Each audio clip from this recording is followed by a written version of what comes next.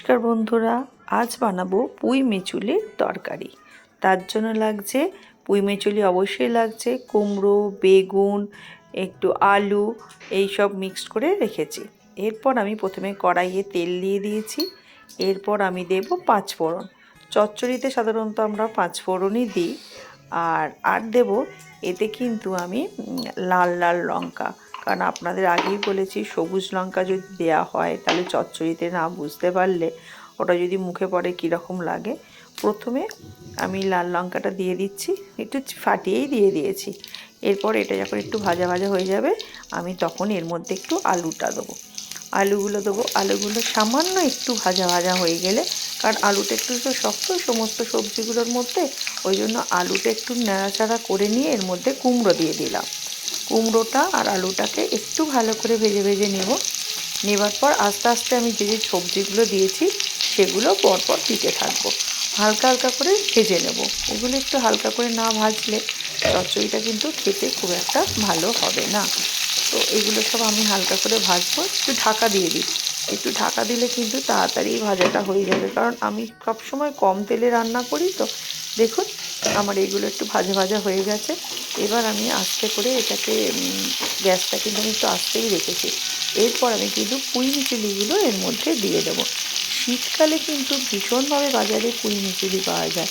এই চচ্চড়িটা খেতে কিন্তু খুব ভালো লাগে। যদিও আমি চচ্চড়িটা নিরামিষ করব, তাও এটা খেতে কিন্তু ভীষণ ভালো লাগে। সব পুঁই মিচুলিগুলো আমি এর মধ্যে দিয়ে দিলাম। এবার পর এটাকে একটু আমি নেড়ে নেব হালকা হাতে। তবে বেগুনটা আমি একটু পরের দিকে দেবো, কারণ বেগুনটা একসঙ্গে দিলে বড্ড ঘেঁটে যায় তরকারির সঙ্গে। লাস্টে যখন খাবো তখন আর বেগুনকে খুঁজে পাওয়া যায় না, পুরো তরকারির মধ্যে মেখে যায়। একটু চাপা দিয়ে দিয়েছিলাম যাতে সবজিগুলো একটু ভাজা ভাজা হয়ে যায়। দেখুন দেখতে কিন্তু ভারী মিষ্টি লাগছে, খুব সুন্দর কালার লাগছে না। এরপর আমি দেবো একটু ওর মধ্যে শিমটা দিলাম। শিমগুলোও ছিল, একটু শিমটা দিলাম, তবে শিমটা তো একটু নরম হয়, একটু পরে দিলে কোনো অসুবিধা হবে না। ওটা যখন হালকা করে আমি জল দিয়ে সেদ্ধ করবো তখন কিন্তু ওটা সেদ্ধ হয়ে যায়। তো শিমটা দিয়ে একটু ভালো করে নাড়াচাড়া করে নিল। নাড়াচাড়া করার পর এবার আস্তে আস্তে আমি কী করবো, এখানে দেবো যে একটু আমার গাজর ছিল একটাই, এটা আমি দিয়ে দিয়েছি এর মধ্যে।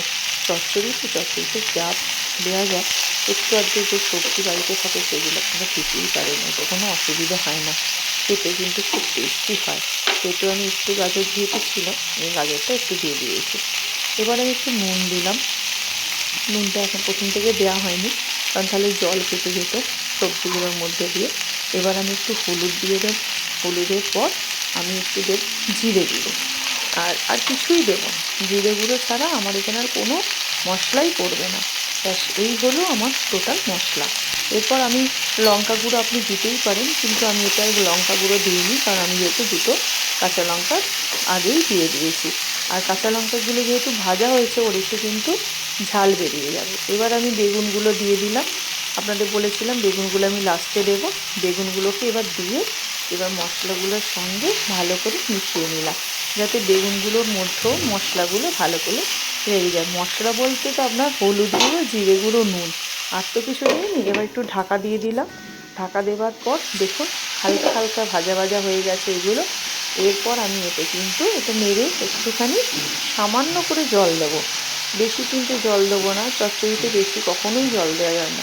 বেশি জল দিলে না খেতে একটু পানসে টাইপের হয়ে যায়। তো আমি একটু সামান্য জল দেবো, কারণ যতটুকু আমি তো আগে সবজিগুলো ভেজে নিয়েছি, সেহেতু বেশি জল দেওয়া লাগবে না। দেখুন আমার কিন্তু পুরো চচ্চড়িটা রেডি হয়ে গেছে। এরপর আমি এটাকে ভালো করে নেড়ে নিয়ে একটু মিষ্টি দিয়ে দিয়েছি। কিন্তু কেমন লাগছে বন্ধুরা দেখতে বলুন তো। অনেক অনেক ভালো থাকবেন, একবার করে দেখবেন, আর ভালো লাগলে লাইক, সাবস্ক্রাইব, শেয়ার করবেন। নমস্কার।